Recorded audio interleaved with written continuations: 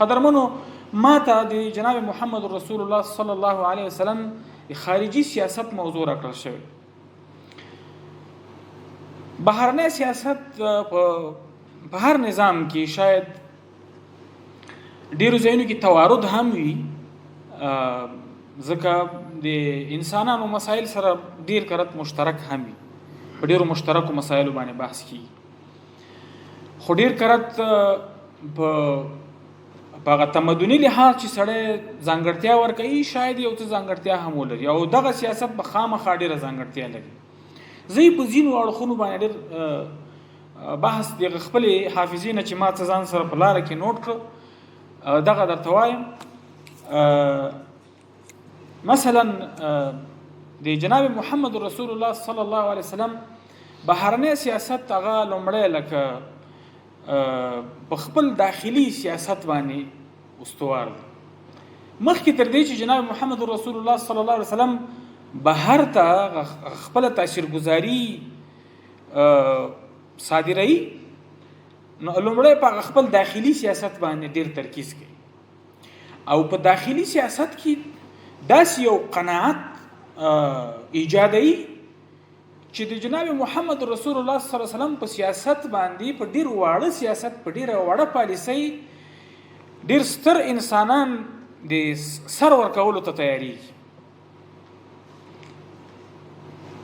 نو همدا وجه و چې کله ډیره وړه خبره هم پیښه شوې ده د مدني ټولنه د مراد د مدینه منورې ټولنه ده. دلته که زه مدني ټولنه وایم نو د مدینه منورې وایم، دغه هغه مدني لفظ چې موږ تاسو په ذهن کې دی هغه نه دی. او په همدغه ځای کې بل خبره هم را یاد شوه چې دغه سي ټولنه بیا تر قیامت را هم نشي. د موږ تاسو د علماو اتفاق دی، اشخاص شاید راشي، هغه یو شخص راشي، خو ټولنه هغه سي ممکن نه ده، ځکه نه نظامونه هغه سي ټولنې تاسیس ته کوشش کوي او نو ورته شوی دی، او که وشي هم داسې د ناممکن تر حده پورې بریږي.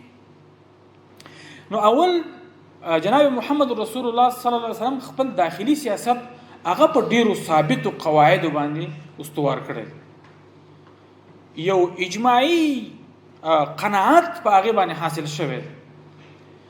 د هغه داخلي سیاست د هغه امت ته قابل فهم، داسې څه هغه نه دی پرېښي چې داسې اقدام دی وکړي چې د امت یو فرد ته د یو سیاست د یو سیاسي قاعده یو سیاسي اصل دا قابل درک نه وي، قابل فهم نه وي.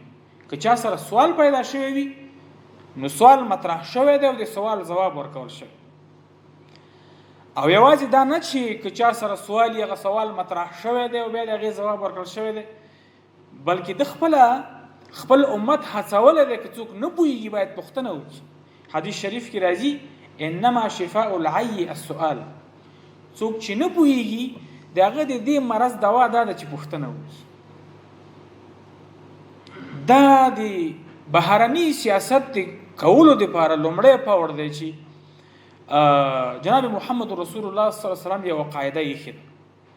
ښه، دلته زه یو د قناعت یو دوه مثالونه وایم او د عادي حالت مثالونه نه وایم. دغه مثالونه ما سره درک کړئ. داخلي قناعت څه ډول پیغمبر علیه الصلاۃ والسلام حاصل کړی. یو پیښه په تبوک غزا کې شوې ده. تبوک غزا مشهوره غزا ده، ځوانانو بلوچي سیرت پروګرام ته راغلي خامخا. په دې کې 3 صحابه کرام د دې غزا نه پاتې شوي دي. کعب ابن مالک رضی الله عنه، هلال ابن امیہ او مراره ابن ربیع رضی الله عنه. دا صحابه دي. دوی داسې پاتې شو چې کله ډېر یو سخت حالت و، ګرمي وه، مزل بیخي ډېر و، سختي وه، غریبي وه، ډېر مشکلات و، او داسې یو وضعیت و چې رومیانو کوشش کاوه چې مدینه منورې ته راشي او دلته برید وکړي، یعنې خپل زور یې ښود، یو مناوره یې کوله. نو چې کله جناب محمد رسول الله صلی الله علیه وسلم د دوی د ارادې نه خبرېږي نو دی هغه خپل متانت ورته ښیي چې دا نو هغه امت نه دی چې ته ورپسې مدینې منورې ته راشي، دا در وځي هلته. اعلان یې وکړو چې ځو. یوازینی غذا ده چې پیغمبر صلی الله علیه وسلم دی غذا سمت هم خي، دی غذا ځای هم خي، دی غذا سختی هم خي. په نورو غزواتو کې مثلا طرف نه خي، خلق نه خي، توریه کوي، مثلا وایي چې په هغه لارزو بیزی په بل لار. خو یوازینی غذا ده ځکه ډیر سخت شرایط چې څوک په سوی تفاهم کې داسې واقع نشي چې بیا ورته سخت وي او د دې توان نه وتلی خبره وي. اول نه ورته وایي چې تبوک ته ځو، د ډیر یو سخت لخر سره د موږ غذا ده او د لخر خکرونه کړي، دا خکرونه به ماتول غواړي. هغه اراده ده چې دلته راځي، خو نه موږ هغه امت چې خلکو پسې وځو. دغه درې صحابه کرام بالخصوص د کعب ابن مالک رضی الله عنه چې کوم هغه روایت امام مسلم او امام بخاری رحمهم الله دوی روایت کړی، په دې کې راځي دوی داسې فهمایي چې ما سره خو هم سپرلی شته، هم را سره اسلحه شته، هم د سفر توښه لرمه، نو چې دوی روانې زه ورپسې ورسېږم، نن ځم سبا ځم روانېږم، دغه د روانېږم. هلته غذا ونه شوه، رومیان رانغله، بیرته صحابه کرام را وګرځېدل. چې راغلل دوی په مدینه کې وو، یعنی دې ارادې ته وګورئ، دوی یعنی په هغه دوی په ذاتي لحاظ شاید ځان ملامت ونه ګڼي په دې خبره، ځکه دوی اراده وه چې ووځي، اصلحه هم تیاره وه، سپرلی هم تیاره ده، ځان سره د سفر توښه هم تیاره کړې ده، نو دې کې ملامتیا څه ده؟ کله چې پیغمبر صلی الله علیه وسلم راغی نو په دې کې ځینې هغه د منافقانو یو ډله هم د سخت جهاد خو ډېر سخت عمل دی، بیا هغه جهاد لاس په لاس، توره په توره، مخامخ، نیزه په نیزه، غشه په غشه، نو ډېر سخت حالت. چا ویل کور کې مې څوک نشته، چا ویل چې سپرلی نه لرم، چا څه بهانه وکړه، چا څه بهانه وکړه. کله چې پیغمبر علیه الصلاة والسلام راشي بیرته مسجد کې کینی، نو یو سړی راځي هغه خپل عذر وایي، دا ټول خلک خپل عذرونه ختموي، ورپسې دغه درې صحابه کرام راځي په آخره کې. کعب ابن مالک رضی الله عنه خپله قصه کوي، د الله رسوله هیڅ مشکل مې نه و چې زه د غذا نه پاتې شوم، هیڅ غله مې وه، دانه مې وه، پیسې مې وې، سپرلی مې وه، توره مې وه، هر څه مې وه، خو د الله رسوله ما وی چې زه اوس روانېږم، زه اوس روانېږم. اخر دغه وشو چې دا ویني د پیغمبر علیه الصلاة والسلام ورته داسې د غوسې نری مسکا کوي او د دې درې واړو په اړه پرېکړه کوي. ټولو صحابه کرامو ته وایي چې دوی سره به تر هغې نه غږېږئ تر څو چې د دوی په اړه وضاحت رانشي. کعب ابن مالک رضی الله عنه علماء کرام فرمایي چې د وجاهت څښتن صحابي و، مشر صحابي و. په دې کې یو د هلال رضی الله عنه دا سپینګیره صحابي عمر خوړلی و. یو وارې د داخلي قناعت خبر درته کوم، یو د دغه درې صحابه کرامو قناعت مثال درته وایم او یو اړخ ته د ټولې ټولنې قناعت وایم چې کله د الله رسول علیه الصلاة والسلام فیصله کوي چې دوی سره به څوک نه غږېږي، یو وارې د مدینه منوره ټوله په بل لوټه وړي. کعب رضی الله عنه فرمایي وایي چې د مدینې منورې دیوال ناشنا شو، سړی ناشنا شو، ښځې ناشنا شوې، چاپېریال یو وارې بدل شو. قرآن کریم ډېر ښه تصویر وړاندې کوي د دوی د دغې حالت. وعلى الثلاثة الذين خلفوا حتى إذا ضاقت عليهم الأرض بما رحبت. ځمکه وایي ډېره پراخه شوه، خو په دې خوارانو ډېره سخته تنګه شوه، ډېره سخته تنګه شوه. خپل خپلوان د تره زامن ورونه کعب رضی الله عنه قصه کوي چې د خپل تره زوی باغ ته ور واوښتم، ورغلم، د ګریوان نه مې ونیو، داسې مې وژړه کوه چې ته اوس ما نه پېژنې، زه خو هماغه کعب یم، تا و قرآن چې زه اوس قسم ورکوي چې زه به بې ایمانه یم. هغه وایي غاږ نه کوي ځکه امر شوی. اوس ته د ټولنې قناعت ته وګوره چې دا دومره بې اطاعتي نه کوي، امر شوی دی، په دې سیاست باندې قناعت دی داخلي. ښه دلته اوس یو بل کار کېږي، تر 40 ورځو چې دا موضوع اوږدېږي او تر دې حالته رسېږي چې دا صحابه کرامو نه نور باید وضاحت رانغی، نور باید ښځې هم ترې نه جدا شي. امر وشو چې ښځې دې هم نور دوی سره په یوه خونه کې نه پاتې کېږي. دا یو بل حالت. نو د هلال رضی الله عنه ښځه مجبوره شوه چې راشي ووایي چې د الله رسول دا خو سپین ږیره ده، دا خپل خدمت نشي کولی، که زه خدمت وکړم. دغسې یو حالت. په دې وخت کې کعب رضی الله عنه ته د رومیانو خط راځي او خط کې ورته وایي چې ته څومره لوړ سړی، ته څومره مشر سړی، ته څومره مخور سړی، ته څومره باقدره انسان یې، ته په دې ته دومره ته داسې انسان او په دې ټولنه کې دومره بې قدره، دا موږ سره سوال برانګیز دی. ته راشه موږ به د تا ډېر قدر وکړو، موږ به تا ډېر ښه وتلو، ته ډېر د نازولو سړی او بدبختانه ته په دې ټولنه کې ډېر بې قدره یې. نو سره د دې چې اوس کعب رضی الله عنه په ډېر یو سخت حالت کې دی او دی که نفسا ځان سره خپل حساب کوي، ځکه دی چې مثلا د تره زوی ته وایي د خپل ایمان پوهېږي، تره زوی ته وایي چې تا په الله قسم نو زه مسلمان نه یم، خو ده په خپل ایمان باندې یقین دی که او په دې هم یقین دی که ذره خبره په ما کې ورانه وی، اوس به آیاتونه نازل وو چې منافقان العیاذ بالله داسې او داسې داسې، ځکه یک مسلمان حتی هغه منافقان پوهېده چې د شپې به یو بل سره بحث کوو، ویل به د خلکو پټې خبرې مه کوئ چې سبا به آیات نازل شي، ځکه خبره واضحه او هغه د وحي وخت دی. په ډېر سخت حالت کې دی او داسې یو آفر دته راځي او بدري صحابه او د شان څښتنان دی دا خط راخلي او خط وشکوي او ورته خطا کې وایي چې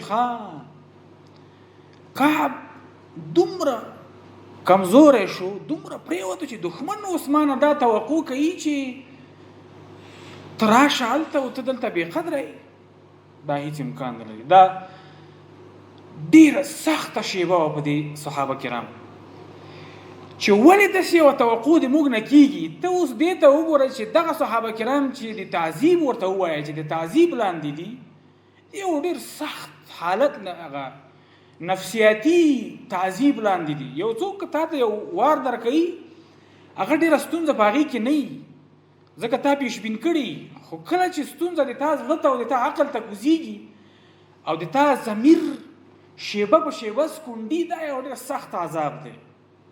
هېڅ ته توانېږي نه چې دغه مرض د زړه نه وباسي او د ذهن نه وباسي. دا انسان په دې تعذیب کې دی، خو مګر د خپل قائد او د خپل رهبر په داخلي سیاست باندې د ایمان تر حده قانع و او هغه افر د ځان ته ذلت وګاڼه، ځان ته خصاصت وګاڼه چې زه دومره پرېوځم نه چې اوس د رومي ما ته خط راولېږي چې ته راشه روم ته. اوسنی روم لکه هغه روم لکه دا اوسنی غرب، دغسې یو حالت. تاسې سورت توبه ولولئ، هلته چې کوم خلک د تبوک غزا نه پاتې دي، یوې ډلې چې دا بهانې کولې، یو ویل چې کور کې مې څوک نشته، بل ویل چې ما سره څه نه و، یوې ډلې وویلې چې هغه خلک چې دي هغه ډېر بلا ښایسته خلک دي، داسې نه چې موږ په فتنه کې ولوېږو. نو د ډېرې سختې بزرګۍ د وجې نه د غزا نه پاتې شو. نو سړی دا فهمولی شي چې هغه وخت روم او اوسنی غرب شاید هغه روم د اوسني غرب نه ډېر، ځکه پخوانی تمدن د اوسني نه ډېر لوړ. دا د قناعت یو ستر مثال و چې که په داخلي سیاست کې که څوک د صف نه یو څه ویستل کېږي هم ورباندې قناعت حاصل وي، قابل فهم وي، قابل درک وي، او که څوک د سیاست په پلو کې پاتې کېږي هم قابل فهم او قابل درک وي. زه یو بل مثال درته وایم د سخت حالت. ابو بصیر عتبه ابن اسید رضی الله عنه د صلح حدیبیه مثال درته وایم. په دې کې چې هغه څه لیکل کېږي دا تاسې ولولئ، ډېر اوږد تفصیل دی، خو یو بند دا دی چې جناب محمد رسول الله صلی الله علیه وسلم ته سهیل ابن عمرو وایي رضی الله عنه، دا هم بیا وروسته مسلمان شوی، ډېر یو جلیل القدر سړی ته نه جوړ شوی دی، صحابي رضی الله عنه. خو دې وخت کې دا د مکې د مشرکینو د خوا نه په مذاکراتو کې راغلی. بند دا کېښودل شو چې موږ نه څوک مسلمانېږي دا به راکایې ضرور، بېرته به یې موږ ته راکایې، خو که تا نه څوک موږ ته راغی مکې ته مشرکینو ته، دا به موږ نه درکوو. دغه بند په صحابه کرامو ډېر سخت تمام شو، ډېر سخت تمام شو. یو دا، دوهم دا چې تاسې اوس بېرته لاړ شئ، کال ته به بېرته راځئ حج ته، دا دوه خبرې ډېرې سختې وي او په دې کې حضرت عمر رضی الله عنه ډېر د جلال حد ته ورسېد، صحابه کرام د جلال تر حده ورسېد، ډېر سخت حالت ول. خمیني سیاست دی، جناب محمد رسول الله صلی الله علیه وسلم سره ومنل. صحابه ته دا خبره داسې و چې جناب عمر رضی الله عنه زی یو ځل ابو بکر رضی الله عنه ته، بیا زی جناب رسول الله صلی الله علیه وسلم ته. صحابه کرام وګرځي چې موږ که موږ په حق یو دا ولې کېږي داسې دا کار. خو کوشش کوي پیغمبر سلام ورته فرمایي چې زه د الله رسول ما، زه خطا کار نه کوم، انی رسول الله، زه د الله رسول یم. ابو بکر رضی الله عنه ورته تلقین کوي چې دا د الله تعالی رسول دی، ځکه قرآن کریم صریحه وایي چې وما ينطق عن الهوى، دا چې څه وایي د ځان نه وایي، دا دته وحی کیږي. په همدغه شیبه کې چې کله معاهده لیکل کیږي ولیکل شوه، یو صحابي راځي ابو بصیر عتبه ابن اسید د مکې نه تازه راځي پیغمبر علیه الصلوة والسلام ته. سړی ورپسې بیرته راغی چې معاهده دې کړې ده، لیکل دي، دا خو د مسلمان خبره ده او بیا د الله جل جلاله د رسول علیه الصلوة والسلام خبره ده، په دې کې نه دروغ شته نه پکې پټ او پناه شته. څه به کېږي؟ بیرته دا صحابي مشرکینو ته وسپارل شي. دوه کسان راغلل. محمد رسول الله صلی الله علیه وسلم ابو بصیر ته وایي چې ابو بصیره ما معاهده کړې ده او تا ډېر یو ستر کار وکړ، ته صبر وکړه، تا ته به پروردګار د دې کار بدلې درکړي. نو دا خو هغه موږ تاسو ته معلومیږي چې دا کله بیرته ورګرځي هلته د حالت څه دی، ذاتي حالت به څه وي، اجتماعي حالت به څه وي، مالی حالت به، یعنی هر څه د منځه ځي، ژوند حتی په خطر کې دی. خو ابو بصیر رضی الله عنه هغه د قناعت مثال ته چې داخلي قناعت، داخلي فهم، یو موضوع باید قابل فهم قابل درک وي، دا نه تختی نه دا وایي چې زه دا معاهده نه منم، نه شور شرابه کوي چې او دا ولې او دا مسلمان څنګه سپارل کېږي، دا اطاعت کوي.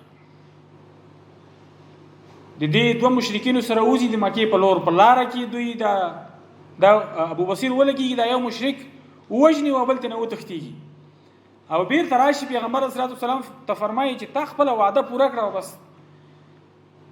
زه به نور خپل کار وکړم. هغه ته ووایي چې ته نور د دې ځای نه ووځه، خپل ځان ته ځای پیدا کړه. نو هغه د مدینې د ماحول نه وځي بل ځای ته. دې قناعت ته وګوره چې دا ابو بصیر عتبه ابن اسید رضی الله عنه خپل مرګ په خپلو سترګو ویني، خپل سپکاوی په خپلو سترګو ویني، خپل درد په خپلو سترګو ویني، یعنی څه هغه د ذلت چې کوم اسباب دي هغه ټول په خپلو سترګو ویني. خو قناعت خو یو مهم شی دی. او بیا دا چې یو قائد، یو رهبر هغه د دې کوشش وکړي چې قناعت ایجاد کړي، دا تر ټولو ډېره ستره لوړه خبره. د دې ډېر مثالونه دي، دا ما تاسو ته دوه مثاله درکړو، وګرځېږئ ورپسې. نو د بهرني سیاست دپاره داخلي قناعت، داخلي فهم، موضوعات قابل درک نوي، باید هغه نظام د دې کوشش وکړي چې مسائل قابل فهم قابل درک شي. دا یو قاعده ده د بهرني سیاست لپاره، دا یو موضوع. دوهمه موضوع هغه په بهرني سیاست کې چې راځي، که لومړی مثلا دلته حدیبیه یاده شوه، دا حدیبیه او دې ته ورته نور مسایل. په بهرني سیاست کې جناب محمد رسول الله صلی الله علیه وسلم د هرې وسیلې نه کار اخیستی دی. سفیران لیږل شوي دي، لیکونه استول شوي دي، مذاکرات شوي دي، او دا ډول که دې ته اړتیا وي چې د بهر نه وفد راشي داخل ته او جناب محمد رسول الله صلی الله علیه وسلم سره کینی، دا شوي. هغه وفدونه چې راځي په هغې خو نو یو ځانګړی کال دې ته نومول شوی، عام الوفود ورته وایي چې په دې کال ډېر وفدونه د بهر نه راغلل. او د حدیبیې د صلح نه وروسته بیا د سفیرانو لیږل ډېر زیات شو، ځکه صلح وشوه د مشرکینو سره، د سیاست کولو مجال ډېر پراخه شو. نو د دې هغه فاصلې نه، د فترې نه اسلامي نظام استفاده کوي، چیرته سفیر لیږي، چیرته خط لیږي، چیرته مذاکراتو ته ځي، چیرته بهر نه وفد راځي. نو موږ ګورو چې دلته په بهرني سیاست کې د هرې وسیلې نه چې ممکنه وه استفاده شوې ده، البته د مشروع وسیلې نه. په کار دا وي چې اسلامي نظام د بهرني سیاست لپاره د ټولو منابرو نه استفاده وکړي چې ممکنه وي، او مشروع منابر وي، مشروع وسایل وي، د هغې نه استفاده وکړي. د دې نه یو بل شی هم استفاده کېږي، هغه دا چې کله صلح کېږي او بیا اسلامي نظام سیاست ته مخه کوي، ډېره فعاله ډیپلوماسي ښکاره کوي، ناسته نشته، متحرک، یو لوری مذاکره کوي، بل لوری سفیر ځي، بل لوري ته خط ځي، وفدونه راځي، تر دې چې هم هغه داخلي قناعت نوره وده وکړي او همدا ډول د دې داخلي قناعت او داخلي سیاستونو ستراتیژیک تاثیرات ښکاره شي.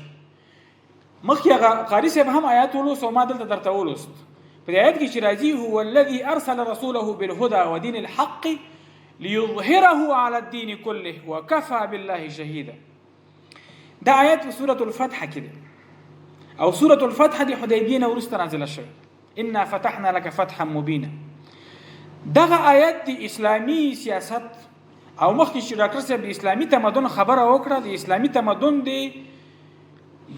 د تعالی یو مظهر دی، د اسلامي تمدن د استراتیژیکو تاثیراتو مظهر دی چې دا دین باید داسې جمال او جلال ښکاره کړي چې په امتونو کې تاثیرګذار وي، په داسې ډول باید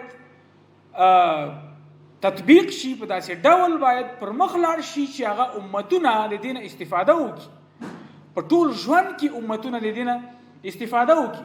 ځکه دا آیت دا چې لیظهره علی الدین کله، چې دا دین په ټولو ادیانو باندې غالب کی، وکفى بالله شهیدا، او پروردگار کافی دی چې شاهد اوسي په دې حالت باندې. تاسې د فوقانیت او د علو ته وګورئ چې دا سیاست د کوم ځای نه څارل کیږي، وکفى بالله شهیدا. الله جل جلاله دا سیاست څاري او د دې سیاست هدایات صادروي چې دا دین باید څه ډول نړۍ ته ورسیږي، دا دین باید څه ډول په تمدنونو باندې تاثیر گذار شي. دا کومه خبره چې د تمدنونو د ټکر خبره راغله، دا اصطلاح دا مسلمانانو نه د ایجاد کړي، دا سوی تفاهم باید پیدا نشي، دا اصطلاح پردی ده.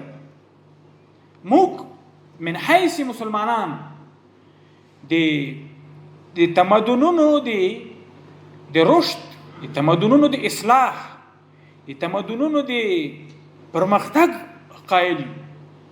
زه ډېره یو اسانه بیلګه درته وایم او ډېره چې لکه موږ تاسو ته د علمي قشر په توګه چې موږ ترې استفاده کولی شو. د عباسیانو په وخت کې یوناني فلسفه راغلې، دا خبره ډېره مشهوره ده، یوناني فلسفه راغلې ده او حتی بیا عقایدو ته هم ننوتې ده. علم الکلام باره کې ځینې خلک خبرې کوي، د دغه نقطې نه کوي. دارالترجمه د نړۍ په تاریخ کې په لومړي ځل په اسلامي نړۍ کې تاسیس شوې ده. دارالترجمه چې په سیستماتیک ډول علوم مسلمانانو ته ژباړل شوي دي، او په دې کې یوازې فلسفه نه وه، دا یو سوی تفاهم دی. په دې کې د نورو علومو اساسات هم وو، شاید فلسفه به پکې غالبه وه، خو دا فلسفه مسلمانانو واخیسته، په اندلس کې په علم باندې ښکاره کړه، دا فلسفه په علم بدله شو، په علم واوښته. دغسې دا تمدنونه سره یو ځای کېږي، دغسې دا تمدنونه سره هغه تعایش لري. که بیا څوک د ټکر خبره کوي، بیا هم د تبوک غزا خبره ده چې رومیان وایي زه درځم، بیا به مسلمان وایي چې ته مه راځه زه درځم، هغه یو جدا باب دی. موږ په هغې لومړی بحث نه دی کړی، موږ لومړی دغسې بحث کړی دی چې دا دین باید په ثقافتي او کلتوري لحاظ باندې په ادیانو غالب شي، په فکري او عقیدتي لحاظ په ادیانو باندې غالب شي. او همدلته یو خبره دا پیدا کیږي چې د تا په بهرني سیاست کې باید داعیه غالب او قابل قناعت وي. ستا سیاسي شعار چې هغه انګلیسي کې ورته چې داعیه نریټیو ورته وایي، ډاکټر صاحب شی وایي نریټیو، دا باید دومره مقنعه وي، دومره منطقي وي، دومره با اساس او با اصل وي چې ته د یو غالب ثقافت په توګه بروز وکړي او خلک خود به خود د ثقافت د جلال او د جمال نه متاثر شي. دا یو ډیره بهترینه نقطه ده چې د علماو سره موږ لوستې ده، او اسلامی بهرنی سیاست په دغه مسله باندې ډیر استوار دی. کله چې داخلي فهم او قناعت او اجماع په دغه حد کې وي طبعا دا داخلي فهم بهر ته انتقالي او په بهرني سیاست کې مستقیما تاثیر گذار وي. ورستۍ خبره چې زه کوم هغه دا ده چې په بهرني سیاست کې جناب محمد رسول الله صلی الله علیه وسلم دا شنه کړي چې په یو وار ټولې ګټې راټولې کی او دا سی وایي چې دا ټول نړۍ د ماته مسخر شي او که زه هغه سره مخ کېږم د ما خبره دی ومني کړي بل سره مخ کېږم حالان کې دا د الله رسول دی پیغمبر دی وحی ورته نازلېږي د الله کلام ورسره دی. الله تعالی په ځینې ځای کې چې دته خفګان ودرېږي چې د خلک ولې ما خبره نه مني نو الله تعالی ورته فرمایي چې لعلک باخع نفسک علی الا یکونوا مؤمنین. ته په دې ځان مه هلاکوه ځان د تکلیف مه رسوه ته د خپل دعوت په مخ ویسه ته په دې مکلف نه یې چې څوک د تا خبره مني کې نه مني ته د خپل دعوت په مخ ویسه ته دا خفګان مه کوه. دا د سیاست یو مهمه خبره ده. زړه تنګون په بهرني سیاست کې نشته چې ته یو ځل یو خبره بهر ته وکړې نور په قرار کې فعال ډیپلوماسي چې ته بیا د خپل خبره د خپل داعیه او د خپل شعار د منطق او د خپل فلسفي سره او د غالبیت سره بهر ته ورسای او هغه به داسې کیږي چې دغه نبوي اصل موږ په نظر کې ونیسو چې ممزرما ټوله زما په بهرني سیاست کې نه مثلا زي ما ته چې کوم شی د خپل مطالعه نخکاره شوی مثلا په بهرني سیاست کې ځینې خلک دي چې جناب محمد رسول الله صلی الله علیه وسلم سره په دې قناعت کړل چې ته غلې کینه بس ته ما سره نه بل سره مثلا دا د مدینه په اطرافو کې چې د شعوب او قبایل سره مذاکرات کیږي او میثاق مدینه اصطلاح چې مخکې ډاکټر صاحب ویل دا میثاق مدینه چې لیکل کیږي په دې کې اکثر هغه خلک دي چې ورته وایي چې ته بل څوک چې راځي په ما به غرض نه لري ته به ورسره نه راځي بس محاید بې طرفه ته بېلوري پاتې شه په دې خلکو سره قناعت شوی. داسې مشته چې څوک را خپل شوي دي مثلا بنو خزاعه هغه د ځان سره ودرول سره د دې چې مشرکینو وځان سره ودرول ویل چې زه به د تا نه دفاع کوم ته به ما نه دفاع کوي د ما په مقابل کې چې څوک ودرېږي ته به ولاړې او د تا په مقابل کې چې څوک ودرېږي زه در سره ودرېږم او د مکې فتحه د همدغې معاهدې په نتیجه کې راغله چې کله بنو بکر په بنو خزاعه پسې راځي هغه قبیله چې د بنو خزاعه سره بنو خزاعه قبیله وایي چې جناب محمد رسول الله صلی الله علیه وسلم سره هغې د هغې تحالف ائتلاف یې ورسره نو کله چې راغله د دوی نه یو سړی وواژه حالان کې مشرک پیغمبر سلام وویل چې بس معرکه دا پرېکړه ده خبره خلاصه ده او په مکه باندې ورځو ځکه چې بنو بکر او د مکې مشرکین دوی سره په تحالف کې نو هغه د بهرنۍ په ګټه باندې څومره ګټه چې ته په بهرني سیاست کې کولی شي هغه ترلاسه کوه مخکې ګام اخله نو دا لومړی بېلګه ده چې مثلا ځینې خلک دي هغه په دې قانع کېږي چې زه د تا دښمن سره نه ودرېږم زه د تا اقتصادي زیان نه غواړم د تا سیاسي زیان نه غواړم د تا اجتماعي زیان نه غواړم د تا عسکري زیان نه غواړم ما سره هم غرض نه کوم زه تا سره او ګټه هم نه درړم خلاص خیر خلاص یو لوری داسې یو لوری داسې و چې هغه ځان سره ودرم یو لوری بیا داسې و چې هغه سره جګړه وه مخامخ ورسره په میدان کې ولوېد یو لوری داسې و چې هغوی سره مذاکرات روان و خطونه ورسره تله راته نو په بهرني سیاست کې اوږد نفسي چې یو سړی باید ساتنګي ونه لري د دنیا سره په تعامل کې ساتنګي ونه لري باید په اوږده نفس باندې د دنیا سره په تعامل کې لاړ شي او لارې ورسره بدلې کړي ته چې په هره لاره باندې خپله ګټه کولی شي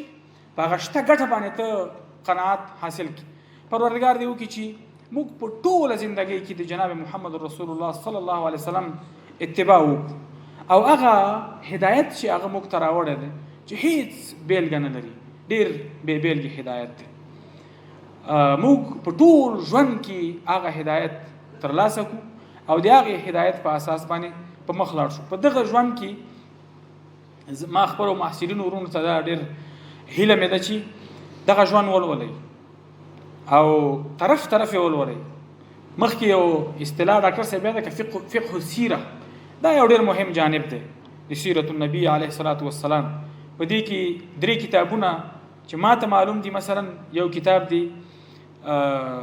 منیر غضبان دی بل کتاب د محمد الغزالی دی او بل د بوطي رحمت الله علیه.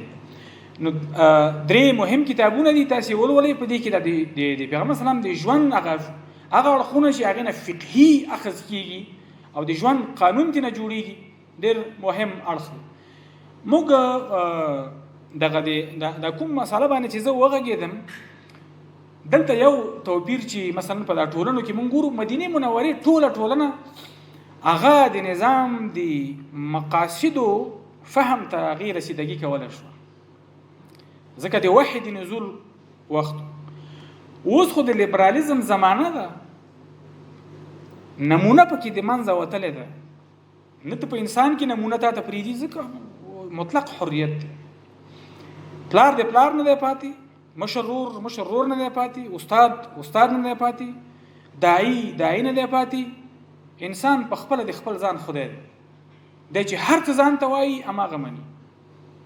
او دا هغه خطرناکه مسله ده چې د اسلامي تمدن د ملا په ماتولو کې ډېر ستر رول لري. موږ تاسو که نمونه ونه منو، بیلګه ځان ته ونه منو، ژوند په خطر کې دی. مخکې په خبرو کې تاسو واورېده چې په غرب کې د انسانانو مثلا 12 کلن انسان هغه کولی شي خپل جنس هغه کې ده متعین کی چې دا نر ده که دا ښځه ده. همدې 12 کلن انسان ته دوی د ښځې کولو اجازه نه ده کړې. دا 12 کلن انسان چې ځان ته د ژوند ملګري نشي انتخابولی، هغه ته دا حق څنګه ورکوي چې دا په ځان کې دومره غټ تصرف وکړي؟ دا تضاد، دا دومره ستر ټکر په افکارو کې په مواقفو کې دا د کوم ځای نه راځي؟ غربي ټولنه د پرون او بل پرون هغه ویډیو خپره شوه چې په برطانیه کې انساني سپیو، الله تعالی موږ تاسو ته معافي وکړي، انساني سپیو مظاهره کړې وه، خپل حقوق یې غوښته. څوک ده؟ هغه انسانان دي چې ځان سپی کول غواړي، او دا د دوی قانوني حق دوی ورکړی دی. ولې ورکړی دی؟ ځکه واکمن نه غواړي چې خپل ووټ وبایلي. هغه باید په دې عرش و فرش باندې پاتې شي. پاتې کېږي څنګه؟ د ووټ زه په یو ډول اخلم، د بل که دا 20 کسان دي. اوس دا مثلا دغه موضوع په برطانیه او په کاناډا کې هغه ته رسېدلې ده، 1% ته رسېدلې ده. انسان دی وایي چې زه خو قواره مې د نر ده، خو احساسات مې د ښځې دي. انسان دی وایي زه دیوال سره واده کوم، زه ونې سره واده کوم، زه کوم څاروي سره واده کوم. دا څه روان دي؟ دغه خو څه کوي؟ انسان دی وایي چې زه ځان وژنم، نظام ورته وایي دا د تا حق دی، موت الرحمه، مهربانه مرګ. دا دوی یو قانوني حق ورکړی دی. نظام ورته نه وایي ته ولې سپی کېږي، ته ولې ځان وژنې، ته ولې ونې سره واده کوې. دا نظام، دا خپلوي، دا کورنۍ سیستم، دا انسانیت، دا د ترور زوی، د ماما زوی، دا ورور، دا خاله، دا پلار، دا تره، دا کوم خواته دا بشري ټولنه روانه ده؟ اصل شی څه دی؟ نمونه ورکه د لیبرالیزم ولګېده، نمونه یې د منځه یوړه. که نمونه نه وي، بیلګه نه وي، او د موږ تاسې دا عمیقه مطالعه نه وي، شاید دا انسانیت د ډېر ستر خطر سره مخ شي. پروردګار دې موږ تاسې سمې لارې ته روان کړي. والسلام علیکم ورحمة الله وبرکاته.